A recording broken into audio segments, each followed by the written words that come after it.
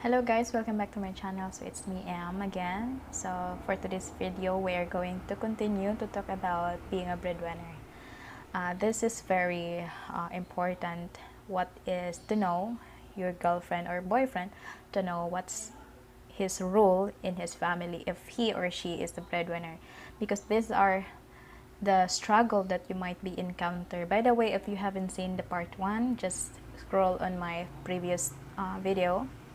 Don't judge me, I'm not a good speaker. Of all the places in the world, I think Philippines might be the most challenging place for the breadwinner to live. And you know why? Because it's really hard to find a job, a stable and high payment job over here.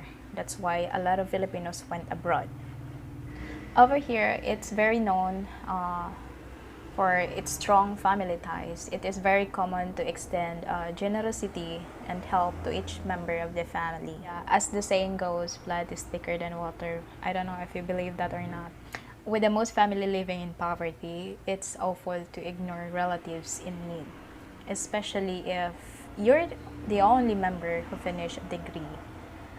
You're supposed to get a decent job that pays well, or the eldest child who is expected to be the next head of the household. I'm not the eldest, but I am breadwinner. So how is it like to be a breadwinner here in the Philippines? Some of the struggle I already mentioned in my previous video. You just need to scroll down. And it is very actually difficult to start your own family if you are a breadwinner. So be ready to support two families. Yeah. And the sad reality is the minimum wage in the Philippines is not enough to support a family. What if you will decide to create your own? It's like they'll get a second job, or you get a second job or work abroad. And half of your income may be an enrollment fee for your siblings, cousins, or nephew. Part of it is allocated to monthly bills. And if you're renting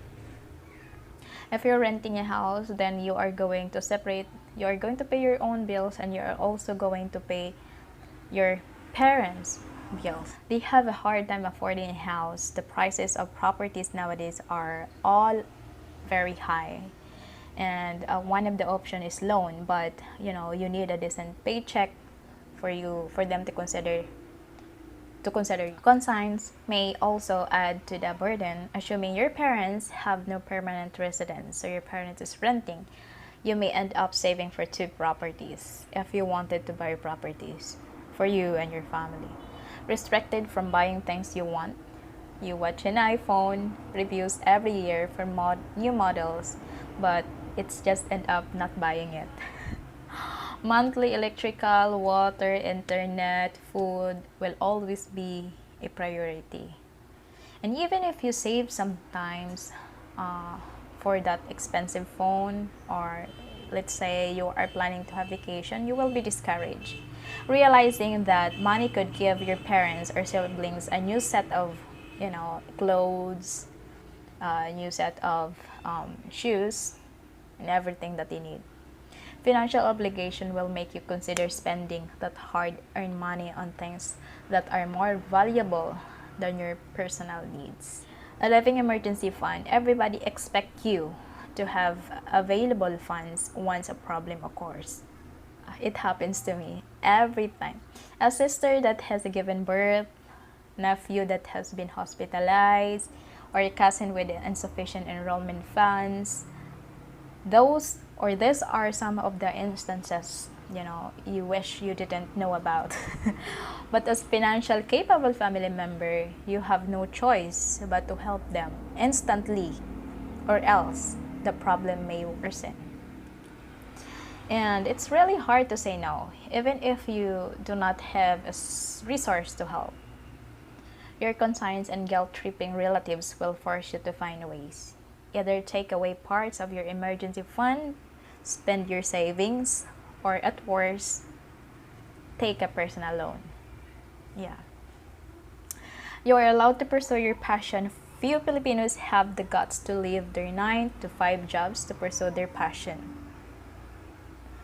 Not all have the privilege of making a living doing the things they dream of. Many are stuck with their corporate jobs as their primary source of income. It is not practical to take a risk by pursuing their passion, which will not guarantee maintenance, money. Nobody wants to be buried in debt. Let's be real. Some things that you consider a passion will not bring you revenue right away. It gives you pleasure, and this pleasure is tagged as selfishness by your relatives. Being a breadwinner is a moral obligation. No one asked them to be one, but they still do it. We still do it. It is their way of giving back to the people who helped them get to where they are right now. This is not always the case, but it happens to most Filipinos. No laws requires anyone to be a breadwinner, and I'm pretty sure that no parents wants to be burdened to their children. It may be as challenging as it seems, but our devotion to our family always bring a feeling of pride and satisfaction. But sometimes it hurts. It hurts our siblings forgot that it's not our responsibility to provide for sibling needs, but we're taking that responsibility helping them, sending them school so that they would have a good future. However, at some point, it turns out that the scenario is just natural for them and they become blinded by how this breadwinner or how sacrifice a lot that they're going to forget all the efforts they put into.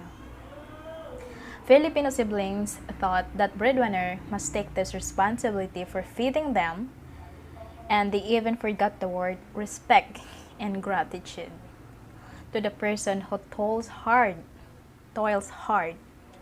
so they could find food to put on the table. Breadwinners are still a human being. We get tired, stressed, and got hurt also. But siblings haven't seen it. They even can see how breadwinner work hard that day and night thinking about the bills will get settled. Most of the time, breadwinners hurt themselves for not having a good meals, good clothes, and etc. as I mentioned in the first video. We even skip meals so we can save for the family. That is true. Breadwinners are doing the most selfless love towards their entire family, but this family is the root cause of their broken heart, depressions, emotional distress, and mental fatigue. I'm not saying all family did not appreciate the effort of a breadwinner, but most cases, they are blinded. They're not even asking their breadwinner how they are, how they're doing. Are they still okay? In all the sacrifices that the breadwinner did, what they got back from the family are the most hurtful and unkind words. Shouting and fighting us back, that's the most hysterical episode in our life. That family had forgotten that these things will lead us to have some traumatic epilogues to our mentality. Think about it. Breadwinners are working so hard, rain or shine. They never surrender.